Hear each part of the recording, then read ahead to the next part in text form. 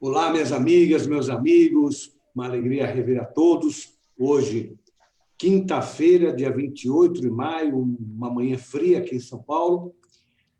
E agora estamos em mais uma conversa entre amigos, dessa vez sobre um tema relevantíssimo, liberdade de imprensa. E, para tanto, reunimos dois grandes jornalistas, além de dois grandes amigos. William Correia, nosso grande William Correia. Bom dia, querido. Que bom que você aceitou o nosso convite. Imagina, é sempre um prazer, Marcos da Costa, conversar com você, participar da sua live aqui tão importante, com temas muito relevantes e polêmicos, né? Que esse tema aí é difícil, hein?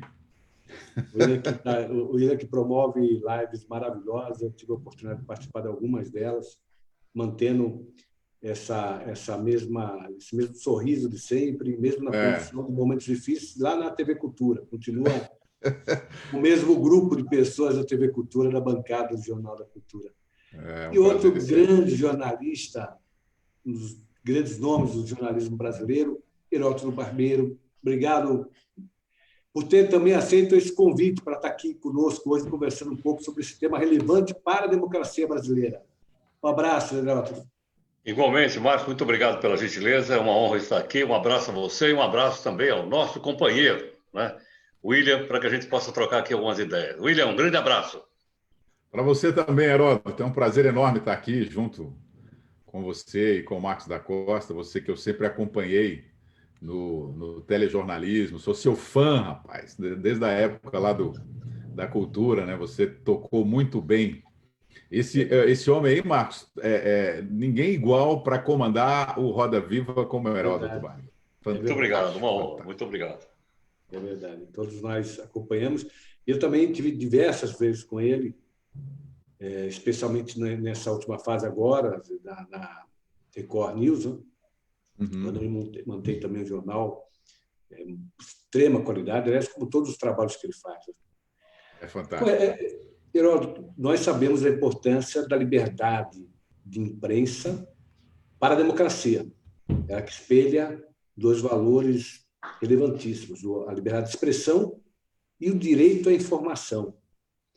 Esse momento atual que o Brasil está vivendo, nem é um momento atual. Eu retorno anos atrás, desde as manifestações de junho de 2013, quando os jornalistas foram agredidos por populares e também, algumas vezes, pela própria polícia. Teve jornalistas que perdeu a vista, perdeu a visão. O que está acontecendo hoje com a sociedade em relação a essa profissão, que é o jornalismo? Por que está havendo tanto antagonismo em relação ao jornalismo? Se é que está, né? Heródoto? Ok.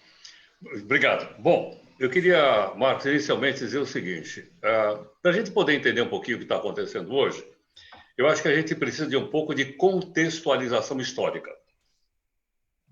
Porque a liberdade de imprensa também ela precisa ser contextualizada historicamente. Ela não é a mesma da época da Revolução Francesa.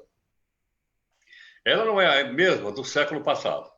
Ela é do século XXI. Por que razão?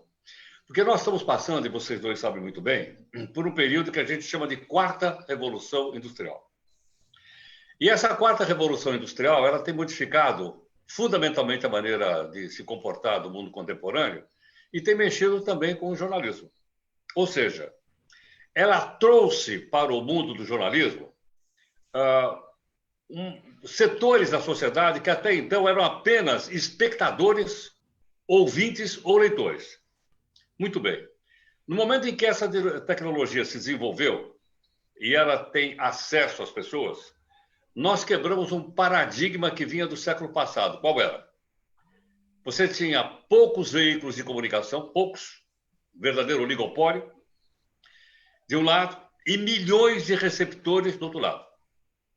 Que era o pessoal, então, que só recebia mensagem e ele só reagia através de cartas, depois começou com e-mail, mas não havia reação. A partir do momento em que essa revolução, essa quarta revolução industrial, ela fez modificações importantes no mundo, ela proporcionou uma quebra desse paradigma.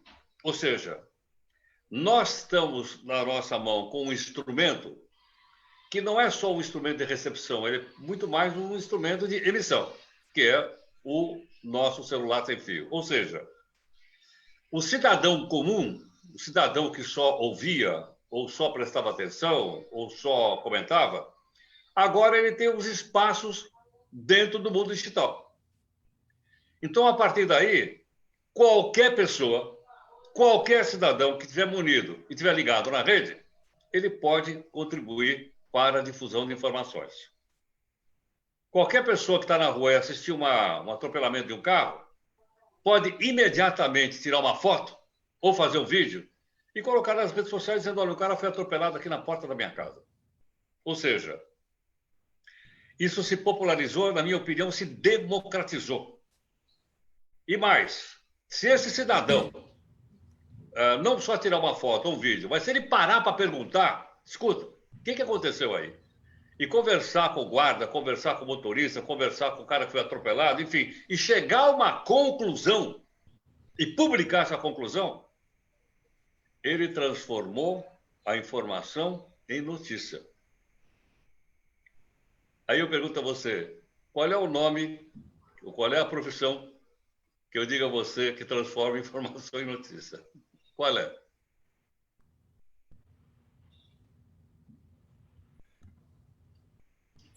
Sumiu de novo Marcos, o seu áudio para mim. Você sumiu o seu áudio, Marcos. Agora sim, você desligou o seu áudio, Marcos.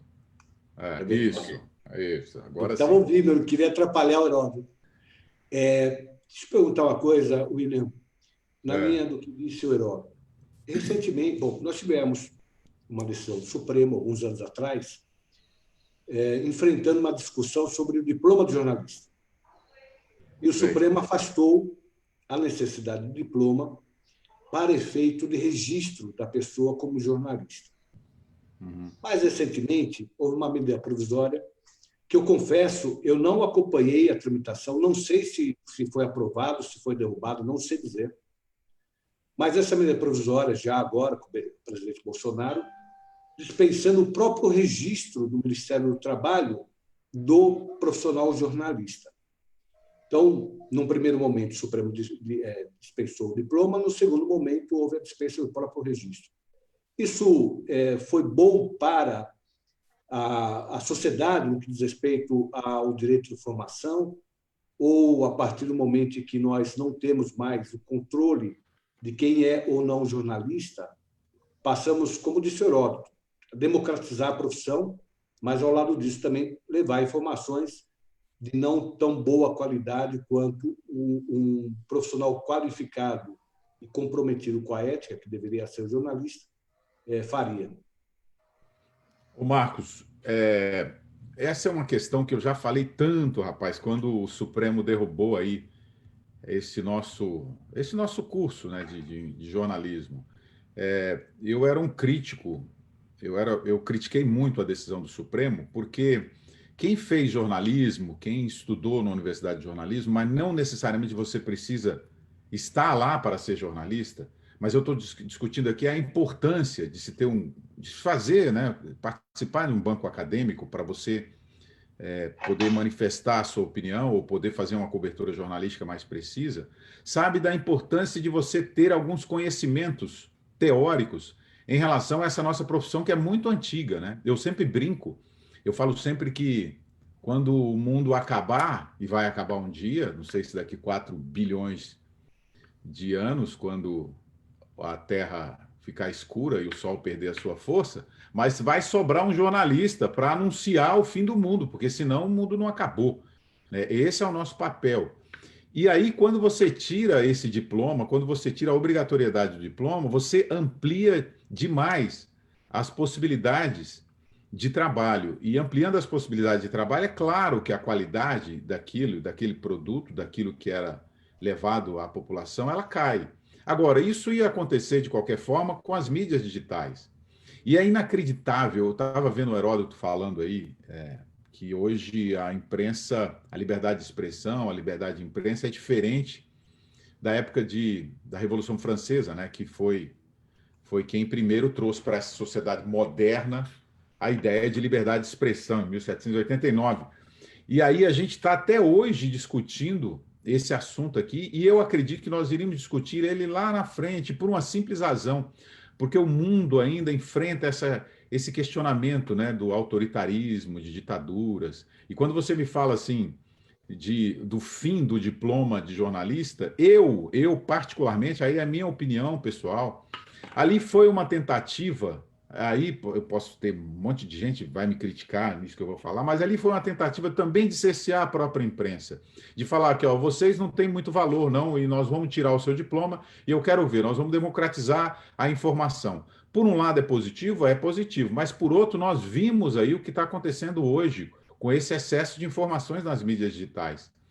A grande vantagem disso tudo, ou a nossa proteção, é que as pessoas, como existem muito nesse mundo fake news, as pessoas acabam indo em busca de quem tem autoridade no assunto, né? E a autoridade no assunto, você vai procurar, você vai ver quem são as pessoas que passam a credibilidade e a autoridade, são essas pessoas que têm uma formação acadêmica um pouco mais consolidada. Eu não digo que precisa ser um jornalista, mas pode, por exemplo, no seu caso, que é um advogado, mas é um advogado que tem um conceito de humanidade, humanitário, que tem conceitos teóricos muito fortes e traz consigo uma ética muito forte. Então, quando você derruba um diploma, você tem que falar também, olha, tudo bem, não precisa ser jornalista, mas o que se adequa para dizer que eu sou aquele jornalista e que eu tenho o direito de expressar meu ponto de vista como uma figura do jornalismo. Essa é a minha única crítica, que o Supremo derruba e não diz mais nada.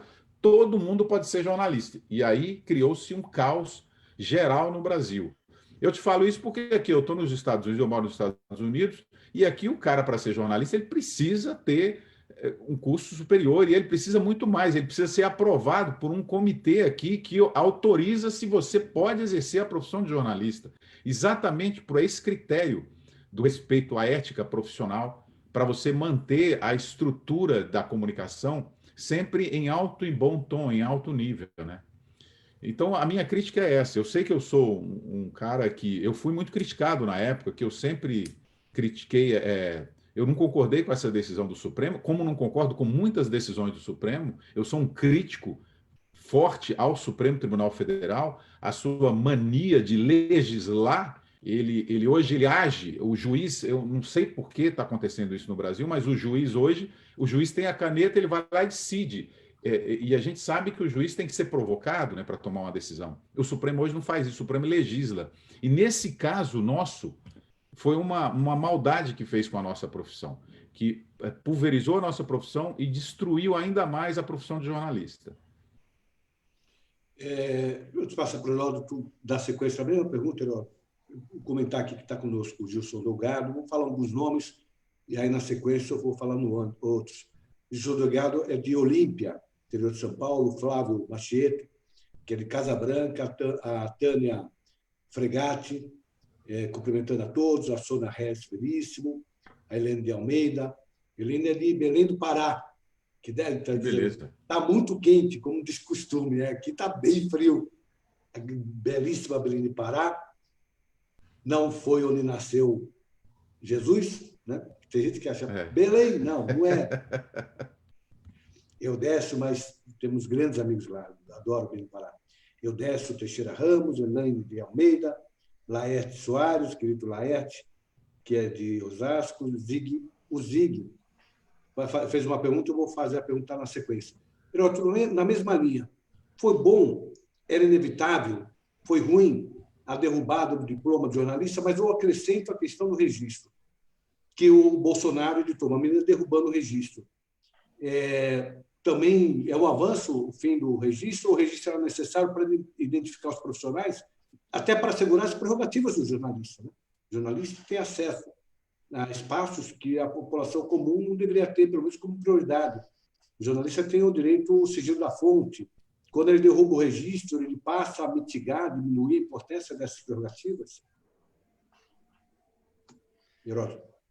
Olha, Marco, em relação a esse tema, eu queria dizer o seguinte. Volto de novo a dizer que as mídias sociais mudaram isso tudo. Acabou com isso tudo.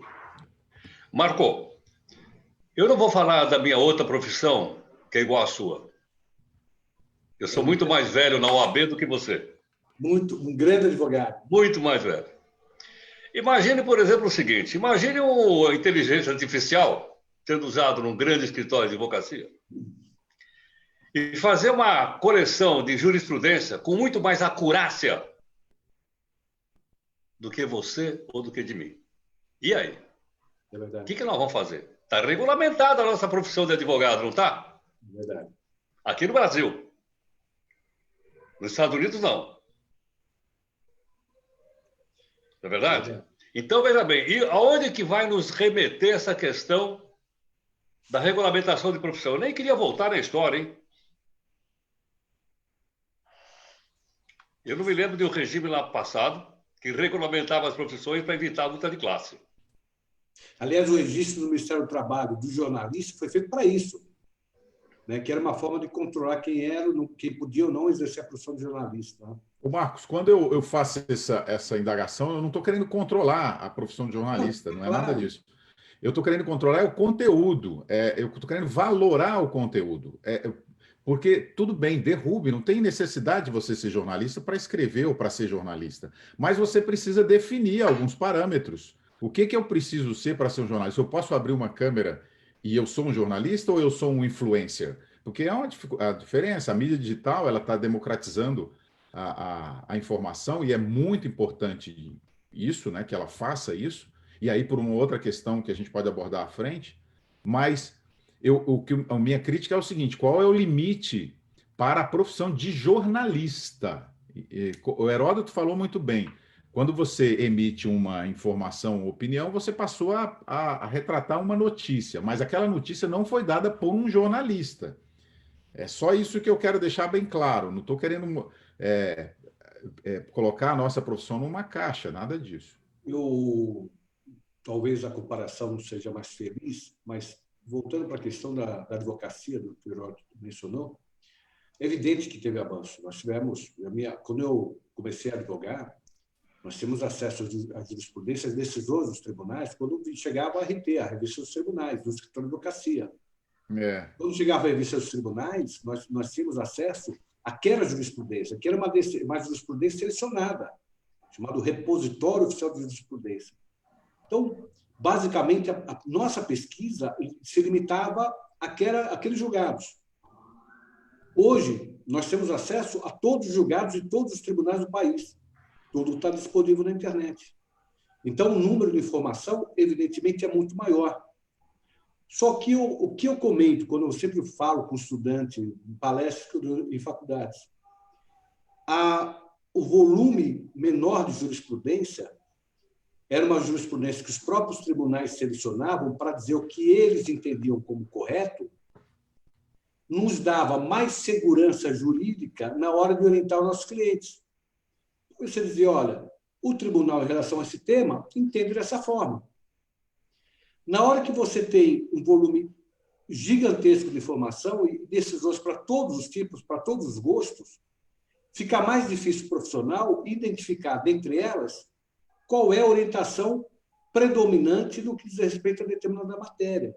É evidente que tem súmulas, os tribunais superiores têm alguns controles por algumas matérias, mas, como regra, não estão simuladas as matérias. Então, o volume de informação não necessariamente significa uma melhor possibilidade de atuação profissional. Exato. Há um contraponto para ser feito aí. Às vezes, a gente vai pincelar ali uma decisão que favoreça uma determinada tese, mas não é aquela tese que está prevalecendo nos tribunais.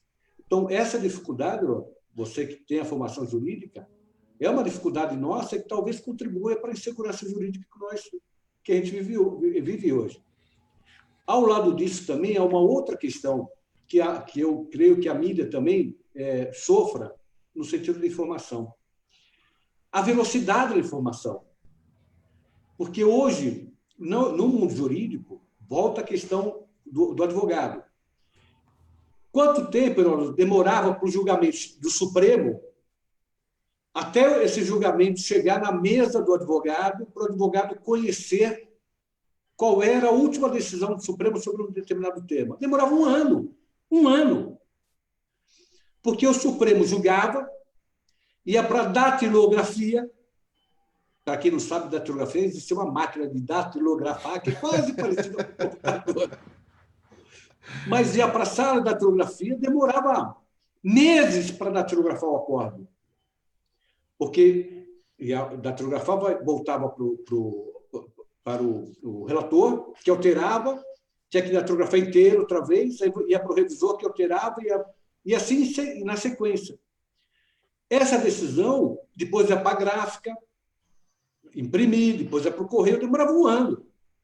A nossa sensação é que nós recebíamos a jurisprudência muito recente, mas o fato é que o tempo era outro. Hoje a gente acompanha os julgamentos das cortes pela internet, inclusive do Supremo Tribunal Federal. Qual que é a diferença disso para efeitos de segurança? Dá mais transparência, a sociedade acompanha com muita presença as decisões do Supremo, isso tem um lado positivo de cidadania. Do lado do profissional, a velocidade da informação faz com que a própria jurisprudência se altere com uma velocidade muito maior do que era antigamente, trazendo mais um elemento de segurança jurídica. Então, assim, são posições que convivem, que é a democratização da informação, a possibilidade de nós todos estarmos acompanhando o julgamento ao vivo, nós temos acesso a todos os julgamentos no Brasil inteiro, da primeira e segunda instância dos tribunais superiores, mas, ao lado disso, a segurança jurídica, e, inclusive, no que diz respeito à mudança da orientação jurisprudencial, aumentou muito. E aí vem uma dificuldade do profissional e, portanto, da sociedade em lidar com essa questão do ponto de vista da segurança. O que acontece com a segurança da informação também. A informação hoje exige uma rapidez tal que, muitas vezes, a rapidez não necessariamente representa a fidelidade daquela informação que está sendo passada. Eu falei muito. Geralmente a rapidez do jornalismo vem junto o erro, né? O Heraldo sabe muito bem disso. Há colegas que, por dar a notícia, por querer dar a notícia de primeira mão, geralmente comete erros, porque a apuração ela fica no meio do caminho. Né? Heraldo. Olha, acho perfeitamente procedente o que vocês dois falaram, mas eu queria acrescentar mais uma coisa, que é o seguinte.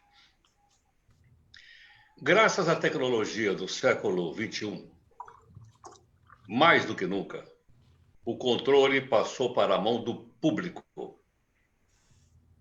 Ele tem o controle na mão. Ele olha o que quer. Ele vê o que quer. Ele coloca as suas ideias lá, mais do que nunca. Aí você vai dizer, bom, mas então qualquer um colocando, podem ser jornalistas, podem não ser. Será que isso é verdade? Aliás, a maior pergunta, né, William, que a gente faz hoje na nossa redação, qual é? Será que isso é verdade? É ou não é? Exatamente. Eu até brinco com o meu pessoal lá, digo, olha, vamos colocar os 4 pés para trás para a gente saber se isso aqui é verdade ou não. Não vamos publicar, é ou não é? Mas é isso, é. Por que razão? Porque é aquilo que eu sei que a TV Cultura cultiva e outros meios de comunicação também, basicamente o que é? Credibilidade. Essa é a nossa moeda. A moeda da informação, a moeda do jornalismo é credibilidade. Eu não vou me informar, eu como cidadão, qualquer um de nós, por onde eu não conheço. Então, o que é que eu olho para eu, cidadão, para me informar? Eu olho qual é o chapéu que está ali em cima.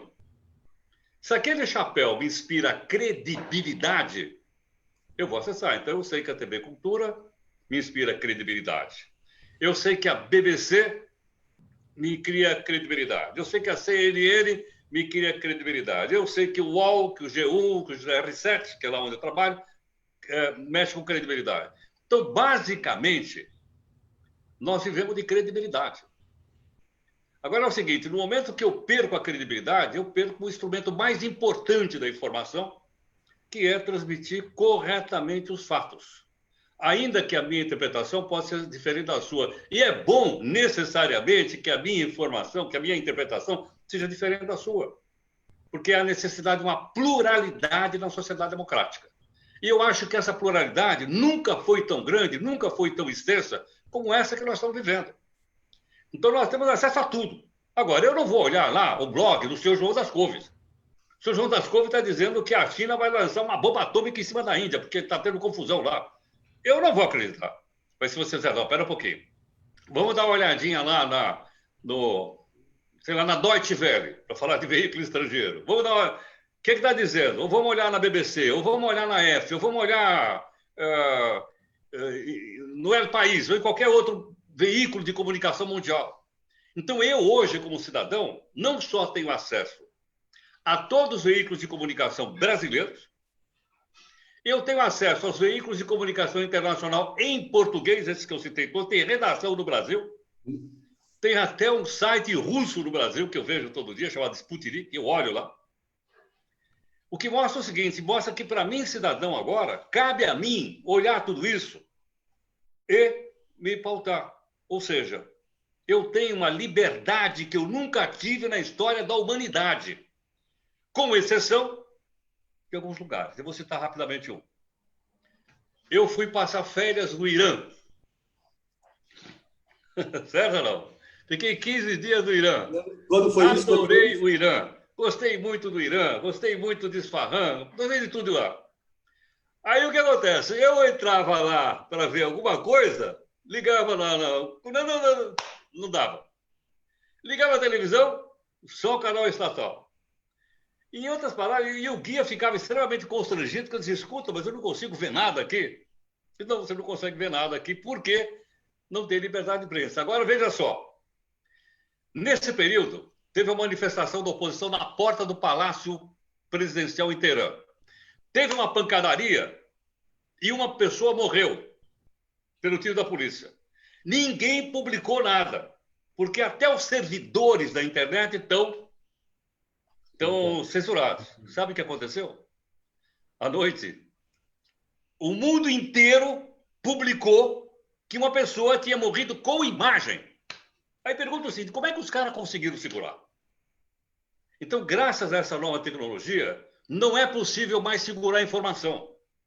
Claro que, como lembrou muito bem o William, ela tem que ser checada, ela tem que ter credibilidade, ela tem que ter interesse público. Sem dúvida alguma, tem que ter interesse público. Nós jornalistas, todos que praticamos jornalismo, nós perseguimos todo dia o quê? A isenção e o interesse público. Às vezes a gente pisa na bola. Mas quando a gente pisa na bola, a gente reconhece que errou, não é isso, William? Com certeza. Precisa, né? Está conosco também a Vanessa Medina, o Renato Barros, querido Renato é de São Carlos, Vladimir Cassani. O Zig Guinetti pergunta o seguinte, isso é jornalismo cidadão? Isso é, de alguma forma, substituto ao jornalismo? E por causa dessa facilitação de levantar fatos, isso não puxa a profissão de jornalista para um lado editorial, tornando a seleção de notícias ainda mais importante do que era antes? Ele está falando da mídia digital, né? É isso? Isso. Quer comentar alguma coisa, não? Eu acho que Heródoto quer falar, Heródoto? Não, por favor, eu não ouvi bem porque ficou muito baixinho, Marco. A pergunta é o seguinte, isso é jornalismo cidadão? Isso, de alguma forma, substitui ao jornalismo? E, por causa dessa facilitação de levantar fatos, isso não puxa a profissão de jornalista para um lado editorial, tornando a seleção das notícias ainda mais importante do que era antes? Mas, então, mais uma vez, eu volto ao seguinte. Cabe ao público, cabe ao cidadão decidir. É bom que os veículos de comunicação tenham orientação editorial diferente. Faz parte da democracia isso. Faz parte da diferença de ponto de vista. Agora, eu, como cidadão, eu tenho acesso àquilo, eu leio e eu vou me convencer por aquilo que for mais convincente para mim, aquilo que for o que eu achar que é mais lógico para mim. Agora, hoje, eu queria lembrar mais uma vez, eu não estou restrito só mais aos meios de comunicação tradicional. Quantas pessoas têm blogs importantes? Quantas pessoas têm sites importantes na internet? Eu estou falando sites de notícias, não estou falando site de diversão, não, que eu acho ótimo, maravilhoso, etc. Mas é outro departamento.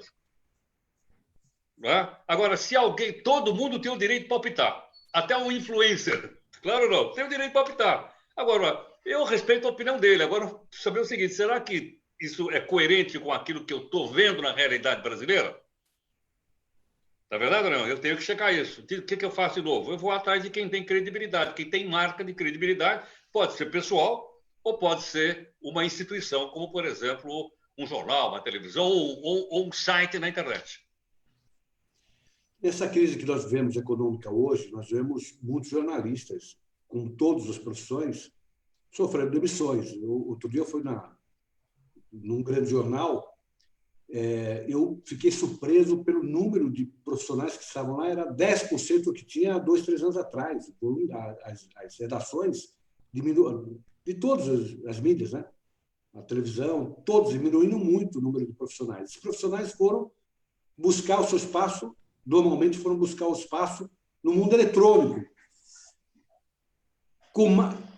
Isso que dá mais liberdade sem as limitações que estão dentro de um determinado veículo de comunicação, por conta da linha editorial, muitas vezes me impõe. O próprio profissional de jornalismo hoje está mais livre do que estava anos atrás, por conta das redes sociais. Marcos, quando você entra numa empresa, num veículo de comunicação, e eu já trabalhei em vários, né? Você chega ali para exercer o seu trabalho e, portanto, você chega confiante, né? Acreditando que você vai expressar suas ideias e sem censura, né? De acordo com seus princípios, com a sua ética profissional, com tudo aquilo que você aprendeu na academia, né? Mas aí você chega e esbarra num negócio chamado editoria, que as empresas de comunicação tinham e têm até hoje, né? E essa editoria, e aí também vai uma crítica, ela nada mais é do que um controle do conteúdo, né? Se você é uma forma, por exemplo, você vai lá dar uma entrevista numa empresa, num veículo de comunicação. A primeira coisa que fazem é liga para você para ver o que o Marcos da Costa pensa sobre determinado assunto. Já fazendo isso, a produção já faz uma limitação ali, uma censura prévia. Se você for uma pessoa que está alinhada com o que aquela emissora pensa, por exemplo, se você é um crítico a algum político ou alguma figura pública defendida por aquela emissora, com certeza, quase 90%, 90 e poucos por cento, você não vai participar daquele programa, porque eles vão te colocar e colocar uma outra pessoa mais não estou dizendo que mais voltada com as ideias deles, mas não estou dizendo que todas as empresas fazem isso. Eu estou falando que essa é uma forma que sempre foi usada. Eu fui diretor de jornalismo de várias empresas, várias emissoras. Essa foi uma forma que sempre foi usada para limitar a opinião das pessoas, né? Isso é uma forma de censura, né? Eu lembro na minha gestão lá na TV Cultura, você vê que eu nunca ligava para ninguém para saber da opinião, e sim para conversar sobre um determinado assunto, mas aquele assunto não limitava a participação das pessoas lá, né? Eu não quero aqui defender ninguém, mas a TV Cultura, ela, na época, lá na gestão do Geraldo Alckmin, ela conseguia ter a sua isenção garantida, né? O governador ele não interferia. E aí você conseguia exercer um trabalho muito bom. E qual que é a vantagem das mídias digitais nesse sentido? Eu sou um crítico às mídias digitais quando ela tenta fazer jornalismo. Como o Zig fez a pergunta, é uma vantagem ter esse excesso de informação para potencializar ainda mais a qualidade do fazer jornalismo? Sim, porque aí você consegue um pouco fazer uma diferença no mercado, né, editorial. Mas só que, ao mesmo tempo, nós não esqueçamos que nós vivemos num país onde a cultura é pífia, onde a pessoa nem sempre sabe o que é informação, o que verdadeiramente é uma notícia. Então, por isso que hoje nós temos uma guerra de fake news dos dois lados, né? Tem uma guerra, eu costumo dizer que é uma pluralidade dos fake news hoje. E é exatamente por causa disso, porque todo mundo passa a ter voz. E aí, quando você me pergunta sobre essa questão editorial, né, da importância da questão editorial, ela é importante até um determinado ponto, até um momento que não atinge a sua liberdade de expressão, até um momento que ela passa a censurar você pela sua opinião.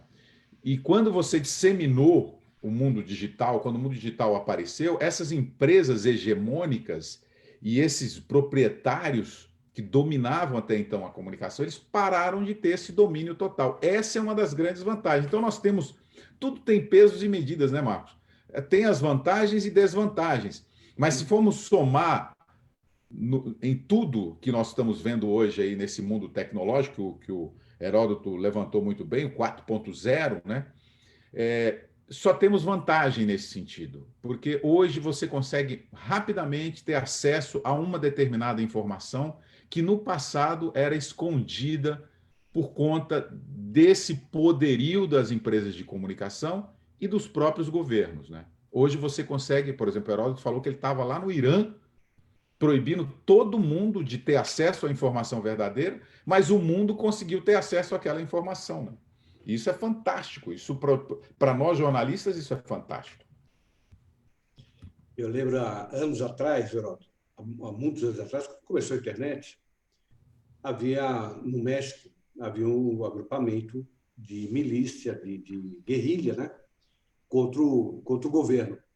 E aí, isso aconteceu. E aí, esse agrupamento, cercado pelo exército mexicano, começou a disparar informações para órgãos internacionais, dizendo que estava havendo massacre do exército mexicano contra eles. E isso gerou uma pressão de fora para dentro do governo mexicano, consultando o que estava acontecendo, se estava havendo massacre e tal. O governo mexicano, como reação, mandou suspender a operação, para saber o que estava acontecendo. Quando suspendeu a operação, eles fugiram. Então, assim, eles não estavam tendo massacre nenhum, eles usaram a comunicação em favor deles, sensibilizando órgãos internacionais para suspender uma operação do exército mexicano que tinha cercado aquele grupo.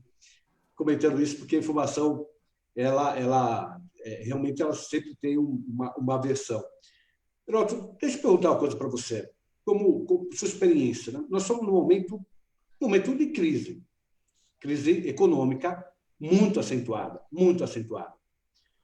Não se sabe exatamente a dimensão dessa crise, porque os números do Brasil ainda não foram divulgados. Estados Unidos, no mês de fevereiro, tinha 4% de desempregados, foi para 14% no mês de abril. De 4% para 14%, no começo da pandemia. Não se sabe como está hoje no Brasil, mas empresas estão fechando em números extraordinários todos os dias. Isso gera uma pressão maior em cima do grupo de comunicação, que certamente está com mais dificuldades, como todos os outros segmentos também estão, e aí buscar uma notícia que possa interessar mais ao público, e interessando mais ao público, ter mais capacidade de arrecadar com patrocínios, com publicidade. Há um ciclo que pode prejudicar a qualidade do jornalismo nesse momento econômico? Eu digo de forma geral. Né? Olha, Marco, eu queria dizer o seguinte. A crise econômica dos veículos de comunicação tradicional é anterior, a crise anterior, à crise do coronavírus. Com o advento, vou de novo voltar a bater na tecla, com o advento das mídias sociais e das plataformas sociais, começou a ocorrer e está ocorrendo uma migração dos investimentos publicitários que estavam concentrados na televisão, depois depois jornais, depois revistas, depois rádio, etc, etc. Isso acabou. O que aconteceu? A publicidade está indo maciçamente em direção à internet. Consequentemente, os veículos de comunicação, não estou falando só no Brasil, estou falando nos Estados Unidos também, eles sofreram um baque econômico violento. Eu me lembro de ter lido uma notícia recentemente, lá no New York Times, de uma patada só. Eles mandaram 100 jornalistas embora, 100 pessoas da redação embora. 100. Por quê? Porque não tem grana. O jornal The Washington Post tinha fechado e foi vendido para o Bezos, dono da Amazon. E por que ele comprou uma coisa falida? Só por causa da marca. A marca The Washington Post é tão importante, como você sabe, o William sabe também isso no noticiário, que tem até uma marcha americana chamada The Washington Post, feita por um cara chamado John Philip Sousa. Uma marcha, imagine sua marcha militar com o nome do jornal. Olha a importância dele. Acabou. O que eu posso fazer? O que eu posso fazer? Os veículos de comunicação no mundo estão em crise econômica porque não tem publicidade. Porque o pessoal das agências de publicidade faz aquela continha. eu vou gastar R$ 1.000 aqui nesse veículo, quantas pessoas eu vou atingir? Aí o cara que me veio, então, eu vou atingir aqui 200 mil pessoas. Você garante para mim que isso vai atingir 200 mil? Cara, não, eu não posso garantir. Agora, se eu entrar na internet e colocar minha publicidade lá, o cara faz o seguinte, ó, me paga só por cada viewer que tiver. Se tiver 200 mil, você me paga por 200. Se tiver 50, só paga 50.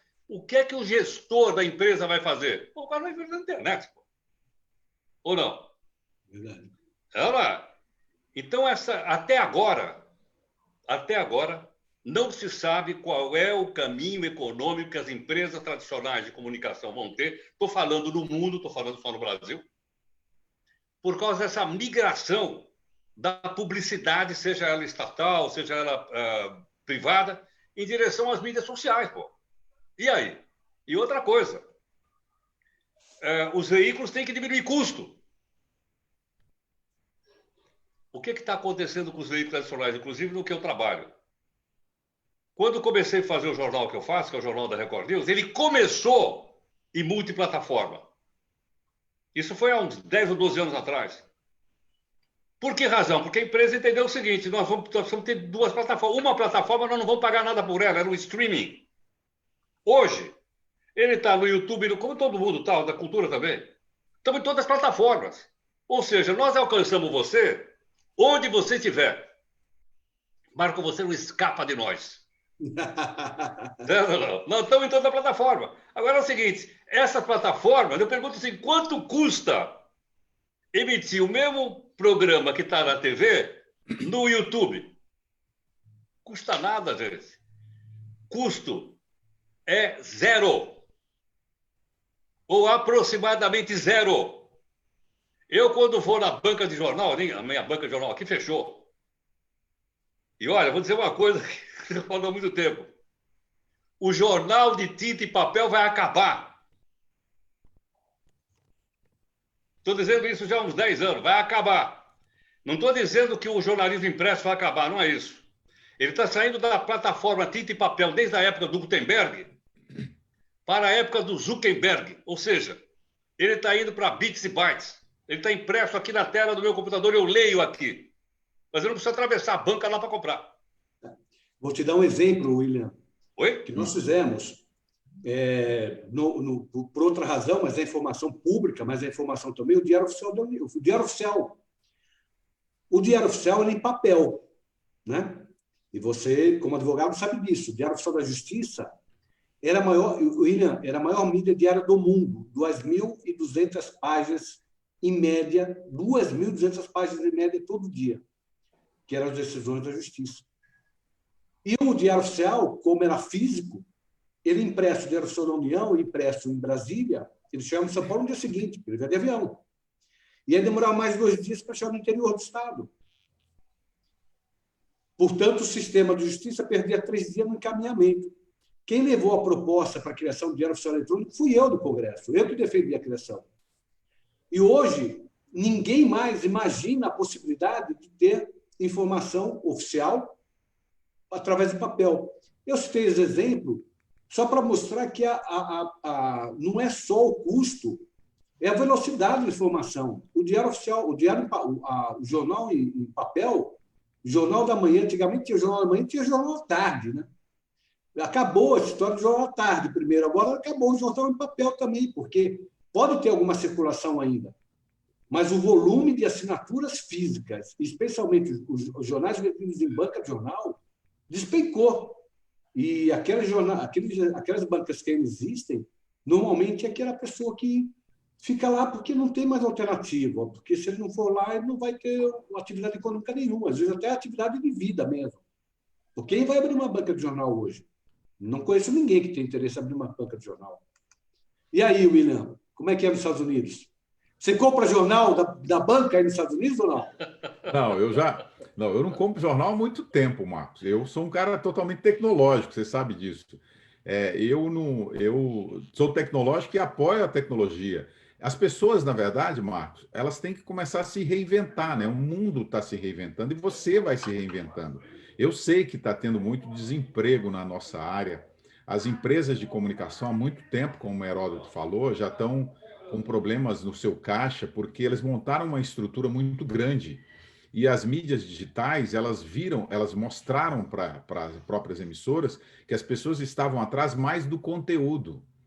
Não precisa se trazer aquela câmera de altíssimo grau de tecnologia, caríssima, comprada não sei na onde, do cinema, para você narrar uma informação. A pessoa hoje está atrás do conteúdo. E aí as emissoras não estavam preparadas, as empresas de comunicação. Jornal impresso nem se fala. Aí o que está acontecendo hoje que é muito interessante também? Hoje as pessoas estão indo atrás das opiniões, entendeu? Por isso que o Jornal do Heródoto, ele também tem lá os seus comentários, as suas entrevistas. O Jornal da Cultura, onde a gente trabalhava, você via que era um potencial, porque tinham lá aquelas pessoas que eram autoridades em algum assunto e que traziam as suas opiniões. Então, as pessoas hoje começam a buscar uma outra coisa, não é mais aquela informação factual, até porque ela está aí pulverizada nas mídias digitais, né? Então, a tecnologia, ela veio mudar. O jornalista que formou ou que ainda pensa o jornalismo como no passado, ele vai ficar desempregado, sim. Isso é normal, isso é normal da evolução tecnológica do mundo, do universo. Você sabe, Marcos e Heródoto, agora os jornais, as matérias são escritas por robôs. Pode ver aí, o UOL, você acessa o UOL, você tem lá, matéria escrita por robô, não sei o quê. Não tem nem gente escrevendo, não. O cara põe um tema, o robô destrincha aquele tema e escreve uma matéria com formato jornalístico para você. Quer dizer, até isso a nossa profissão está enfrentando. Aí o que você tem que fazer? Você tem que se reinventar, amigão. Passa a fazer outros tipos de... use essa tecnologia a seu favor. Heródoto falou, as empresas de comunicação, as mídias, né? O anunciante está indo atrás do quê? Do valor, né? Ele tá vendo o valor e a visibilidade daquele valor. Antigamente as TVs vendiam, né, Heródoto? Vendiam o comercial falando assim, nós acessamos a 5 milhões de pessoas. E, de fato, ela tinha um acesso a 5 milhões de pessoas, mas não aquela mídia que era veiculada. Com as mídias digitais e com a internet, e com o mundo digital, você consegue precisar com assertividade quanto tempo aquela pessoa ficou vendo o seu produto, se ela viu, quantas pessoas viram, a idade, local, a infinidade de informações. Aí não tem concorrência que aguenta esse mundo tecnológico, né? Você tem que se adaptar a ele. Heródoto, como é que você está fazendo em relação às mídias modernas, né? E só o desafio, viu, William? A notícia está sendo produzida por robô, daqui a pouco vai ser lida também por robô, do jeito que está evoluindo as coisas das pessoas. Vai ter do robô para selecionar para a gente quais as notícias que a gente quer ler também, né? Marco, eu ainda falo mais. A minha grande preocupação não é isso. A minha grande preocupação é que tem tanto artista em cima do palco que não vai ter plateia, meu amigo. Todo mundo hoje faz um vídeo. Se o palco não cair, né? Muita gente... Olha isso, olha o tanto de live que está sendo feita, não vai ter plateia para assistir isso. Mas nenhuma live é como a sua, William, com essa simpatia que todo mundo diz. Como é que você está profissionalmente se comportando em relação às mídias sociais, em relação às redes, né? Você redesenhou o seu programa, você tem trabalhado com redes, como é que você tem feito? Você, Heródoto. Heródoto, você desligou o seu microfone aí. Não. O gato bateu de novo aí, pronto. O gato passou de novo no teclado. O Heródoto. Marco, ou você muda ou você morre. Certo ou não? Ou você muda ou você morre. E você lembrou agora há pouco.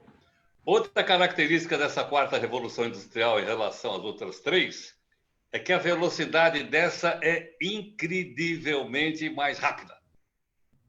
É uma velocidade muito... Então é o seguinte, ou você muda ou você morre. Ou seja, eu não vou esperar que o cidadão fique sentado lá na frente da televisão para ver o jornal. Eu preciso pegar esse cara no metrô. E vou contar uma coisa para vocês.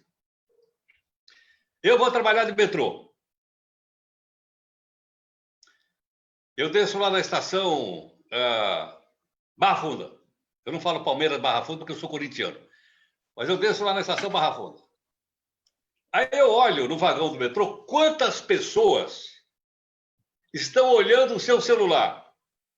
Gente, é uma média de uns 80% de pessoas que estão olhando ou ouvindo alguma coisa naquele aparelho. Impressionante. 20% não está. 80% está olhando. Agora, Marco, veja o seguinte. O pessoal está ali, meu. Se você não estiver ali, você está morto. Eu estou pensando isso já há algum tempo. Eu publiquei recentemente um livro, tenho alguns livros de jornalismo, publicado pela editora Alta Books, sobre jornalismo. A coleção se chama Paralelo. O livro todo está em cima do quê? Do jornalismo digital. Está totalmente em cima do jornalismo digital. Porque você muda, você morre. Não tem alternativa. Agora, isso não quer dizer, como já lembrou, inclusive, o próprio meu companheiro William, que você não tem que ter determinadas regras para escrever o jornalismo. Claro que tem. São regras de ordem ética que nós conhecemos bem. Tá certo ou não? E tem o grande mestre, que eu não consigo me afastar dele. E olha, contar para você uma coisa. Quando eu fui diretor de jornalismo lá na CBN, eu pedi para colocar uma placa na entrada da redação. Pode perguntar para os meus colegas que tinha lá. E a placa não era para os meus colegas, não era para mim também. A placa era assinada pelo Cláudio Abramo. Diz o seguinte: o jornalismo é a prática diária da inteligência e o exercício cotidiano do caráter. Todo dia, quando eu chegava de manhã, eu lia essa frase e perguntava para mim: será que eu estou fazendo isso que o Cláudio está dizendo? Então, como lembrou o William, pode ter mais gente, vou dizer, em cima do palco que do outro lado. Mas a hora que o público olhar, ele vai procurar quem? Quem tem credibilidade, quem tem interesse público, quem procura a isenção, uma busca da isenção, que é o que diz aqui o Cláudio Abramo. Ou seja, essa questão da liberdade de comunicação, liberdade de imprensa, para nós, às vezes, parece um debate um pouco recente. Se eu olhar para a história dos Estados Unidos e for lá no final do século XVIII, eu pego uma frase do Thomas Jefferson, o cara que escreveu a Declaração de Independência dos Estados Unidos, que todos vocês sabem, dizendo que o papel da imprensa profissional é o de ser o cão de guarda da sociedade. E para cumprir essa missão, a empresa deve ter liberdade para criticar e condenar, desmascarar e antagonizar. Isso ele escreveu lá no século XVIII, quando a única imprensa era o jornal impresso, era o jornalzinho. E nós temos que adaptar isso à situação pela qual nós vivemos hoje.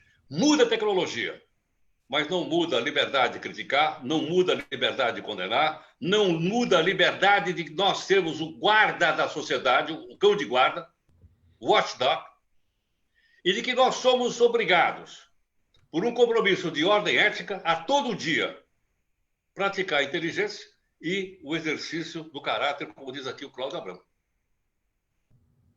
Muito bem. O Cláudio Peron está dizendo, grande Heródoto Barbeiro, meu professor do cursinho objetivo na Lapa em 1980. Cláudio Peron foi meu colega de turma, William. Só que eu sou bem mais novo do que ele. Está conosco a Alessandra Cavalcante Canazo. Em 1980 eu não era nascido ainda, não. Cristiana Cardoso. Cristiana fala do Instagram, do Twitter da presidência, né? Questiona se é a presidência, o presidente passa dono do Twitter oficial dele, se ele pode apagar notícias.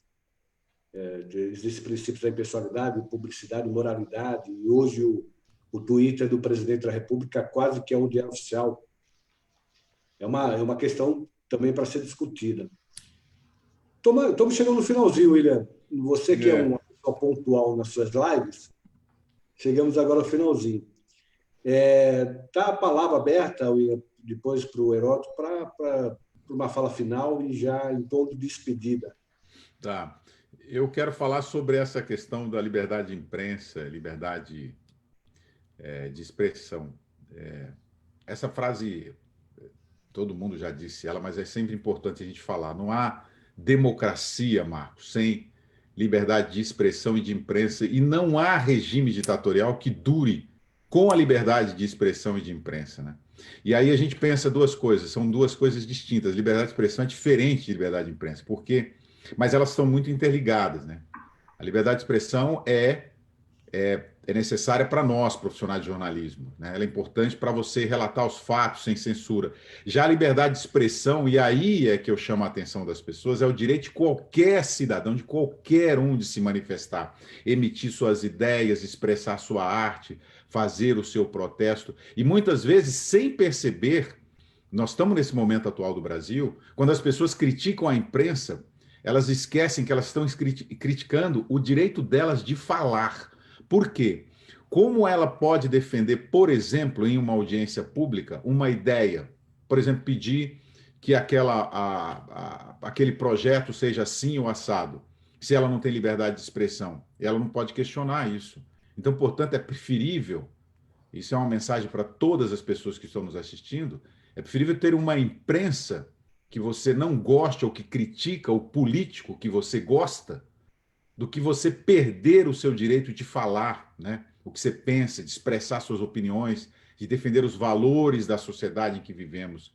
Essa é a minha mensagem que eu queria deixar para as pessoas. Todas as vezes em que a liberdade de imprensa e de expressão começa a ser restringida, Marcos e Heródoto, a diversidade de pensamento também ela é afetada. E aí surge o que a gente chama, e que é o temor de muita gente, o autoritarismo. Eu estou falando isso porque eu já trabalhei em países com controle da mídia, e eu sei muito bem o que é isso.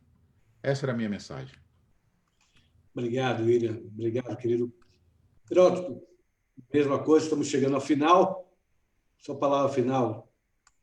E agradecendo já a sua participação nessa nossa live, que tem sido elogiada por todos aqui. Eu estou vendo as manifestações de todos aqui elogiando muito por conta de vocês.